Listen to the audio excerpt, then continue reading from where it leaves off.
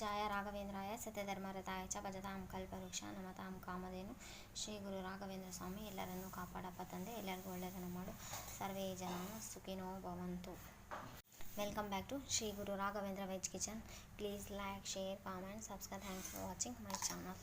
Okay, ಒಂದು ಪ್ಲೇಟಲ್ಲಿ ಎಲ್ಲ ಮಸಾಲ ಎಲ್ಲ ಅರೇಂಜ್ ಮಾಡ್ಕೊಂಡಿದ್ದೀನಿ. ಬೆಳ್ಳುಳ್ಳಿ ಹಾಗೂ ಶುಂಠಿ, ಮೆಂತೆಕಾಳು, ಕೊತ್ತಂಬರಿ ಸೊಪ್ಪು, ಕರಿಬೇವು ಸೊಪ್ಪು, ಪುದೀನ ಹಾಗೂ ಹಸಿಮೆಣಸಿನ್ಕಾಯಿ. ಓಕೆ, ಬೆಳ್ಳುಳ್ಳಿ ತಿನ್ನಲ್ಲ ಅಂದರೆ ಬೆಳ್ಳುಳ್ಳಿ ಸ್ಕಿಪ್ ಮಾಡ್ಬೋದು, ಏನು ತೊಂದರೆ ಇಲ್ಲ. ಮತ್ತು ಇದನ್ನು ಎಲ್ಲ ತೊಳೆದು ನೀಟಾಗಿ ಒರೆಸಿ ಇಟ್ಕೊಂಡಿದ್ದೀನಿ. ಓಕೆ, ಇವಾಗ ಇದನ್ನೆಲ್ಲದನ್ನು ಫ್ರೈ ಮಾಡ್ಕೋಬೇಕು.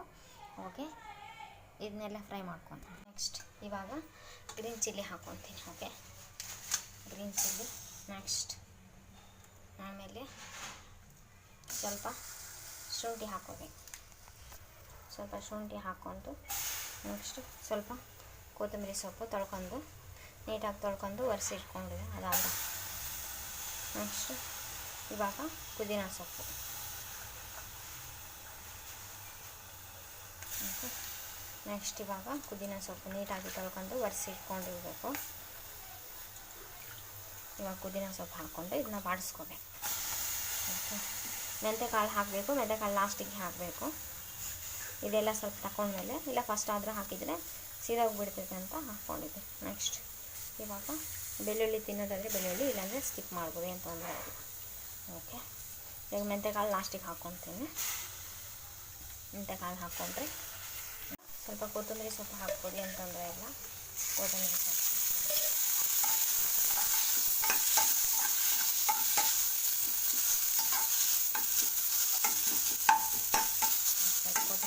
ಹಾಕ್ಕೊಳ್ಬೇಕು. ಇವಾಗ ಎಣ್ಣೆ ಎಲ್ಲ ಹಾಕಿ ಬಾಡಿಸಿದ್ಮೇಲೆ ನೆಕ್ಸ್ಟ್ ಸ್ವಲ್ಪ ಮೆಂತೆಕಾಳು ಹಾಕ್ಕೊಳ್ತೀನಿ. ಓಕೆ, ಸ್ವಲ್ಪ ಮೆಂತೆಕಾಳು ಹಾಕ್ಕೊಂಡು ಅದನ್ನು ಬಾಡಿಸ್ಕೊಳ್ತೀನಿ. ಓಕೆ, ಬಿಸಿ ಆಗಬೇಕಾದ್ರೆ, ಇಲ್ಲಾಂದರೆ ಕಹಿ ಆಗಿಬಿಡುತ್ತೆ. ಓಕೆ, ನೆಕ್ಸ್ಟ್ ಉಪ್ಪು ಹಾಕ್ಕೋಬೇಕು.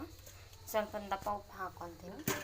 ಎಷ್ಟು ಕ್ವಾಂಟಿಟಿ ಇದೆ ನೋಡಿಕೊಂಡು ಉಪ್ಪು ಹಾಕ್ಕೊಂಡು ಇದನ್ನು ನುಣ್ಣಗೆ ರುಬ್ಕೋಬೇಕು. ಓಕೆ, ನುಣ್ಣಗೆ ರುಬ್ಕೋಬೇಕು. ಬೌಲ್ ತೊಗೋಬೇಕು. ಮಿಕ್ಸಿಂಗ್ ಬೌಲ್ ತೊಗೊಂಡು ಆ ಮಿಕ್ಸಿಂಗ್ ಬೌಲಲ್ಲಿ ಇದು ರುಬ್ಬಿರುವಂಥ ಪುದೀನ ಎಲ್ಲ ಹಾಕಿ, ಹಸಿ ಖಾರ, ಶುಂಠಿ, ಬೆಳ್ಳುಳ್ಳಿ, ಪುದೀನ, ಕೊತ್ತಂಬರಿ, ಕರಿಬೇವು ಸೊಪ್ಪೆಲ್ಲ ಹಾಕಿ ರುಬ್ಬಿರೋದ ಹಾಕ್ಕೊಂಡ್ಬಿಟ್ಟೆ.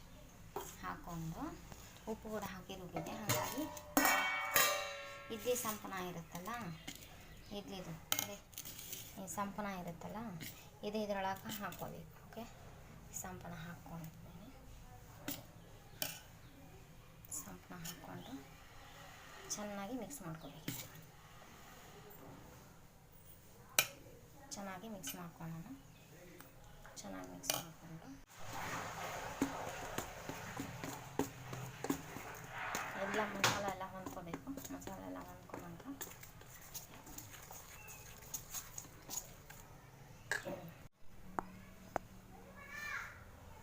ಪ್ಲೇಟ್ ಇದೆಯಲ್ಲ, ಈ ಪ್ಲೇಟ್ಗೆ ಎಣ್ಣೆ ಹಚ್ಕೋಬೇಕು. ಓಕೆ, ಎಣ್ಣೆ ಹಚ್ಕೊಂಡು ಎಲ್ಲದು ಆಯಿತಾ. ಇವಾಗ ನಾವು ಇದು ಇಡ್ಲಿ ಬ್ಯಾಟರ್ಗೆ ಪುದೀನ ಮಸಾಲ ಎಲ್ಲ ಹಾಕಿವಲ್ಲ, ಅದು ಹಾಕ್ಕೊಂಡ್ಬಿಡ್ಬೇಕು. ಓಕೆ, ಹಾಕ್ಕೊಂಡು ಎಲ್ಲದಕ್ಕೂ ನೋಡ್ಕೊಂಡು ಹಾಕೊಂಡು. ಓಕೆ, ಚಟ್ನಿ, ಪಲ್ಯ, ಸಾರು ಮಾಡೋದು ನೆಸೆಸಿಟಿನೇ ಇರಲ್ಲ. ಲಂಚ್ ಬಾಕ್ಸ್ಗೂ ಡೈಲಿ ತೊಗೊಂಡೋಗಿ ಬೇಜಾರಾಗಿದೆ. ಸ್ವಲ್ಪ ಡಿಫ್ರೆಂಟ್ ಆಗಿದ್ದರೆ ಚಿಕ್ಕ ಮಕ್ಕಳು ತುಂಬ ಇಷ್ಟಪಟ್ಟು ತಿಂತಾರೆ. ಯಜಮಾನ್ರಿಗೂ ಆಫೀಸಿಗೆ ಲಂಚ್ ಬಾಕ್ಸಿಗೂ ಕಳಿಸ್ಬೋದು, ನಾವು ತಿನ್ಬೋದು, ಏನು ತೊಂದರೆ. ಸಾರು, ಪಲ್ಯ, ಚಟ್ನಿ ಎಲ್ಲ ಜೋಡಿಸೋದು ಕಷ್ಟ ಆಗುತ್ತೆ. ಅಥವಾ ಡೈಲಿ ಒಂದೇ ಥರ ತಿಂದು ಬೇಜಾರು ಅನಿಸಿದೆ ಡಿಫ್ರೆಂಟಾಗಿ ಮಾಡ್ಕೊಬೋದು. ಚಟ್ನಿ, ಪಲ್ಯ, ಸಾರು ಏನು ಬೇಕಾಗಿಲ್ಲ. ಸ್ವಲ್ಪ ಟೇಸ್ಟಿ ಆಗಿರುತ್ತೆ ಹಾಗೂ ಡಿಫ್ರೆಂಟ್ ಆಗಿರುತ್ತೆ. ಜಾಸ್ತಿ ಆಯಿಲ್ ಕೂಡ ಏನು ನೆಸೆಸಿಟಿ ಇಲ್ಲ. ಡೈಲಿ ಮಕ್ಕಳಿಗೆ ಲಂಚ್ ಬಾಕ್ಸ್ ಏನು ಕಟ್ಟಬೇಕಪ್ಪ, ಆಫೀಸ್ಗೆ ಹೋಗೋರು ಯಜಮಾನ್ರಿಗೆ ಡೈಲಿ ಹೆಂಗೆ ಅಂದರೆ ಇದು ಒಂದು ರೀತಿ ಮಾಡ್ಕೊಬೋದು. ಎಷ್ಟು ಹೆಲ್ದಿ ಇದೆ ಅಂದರೆ ಅಷ್ಟು ಹೆಲ್ದಿ ಇದೆ. ಇದು ವೆರಿ ಟೇಸ್ಟಿ, ಈಸಿ. ನೆಸೆಸಿಟಿ ಇಲ್ಲ. ಸಾಂಬಾರು, ಪಲ್ಯ, ಚಟ್ನಿ ನೆಸೆಸಿಟಿ ಇಲ್ಲ. ಹಾಗೇನು ತಿನ್ಬೋದು. ಇಲ್ಲ ನಾವು ತಿಂತೀವಿ ಅಂದರೆ ಹಾಕ್ಕೊಂಡಾದರೂ ತಿನ್ಬೋದು. ಓಕೆ, ತುಂಬ ಚೆನ್ನಾಗಿರುತ್ತೆ.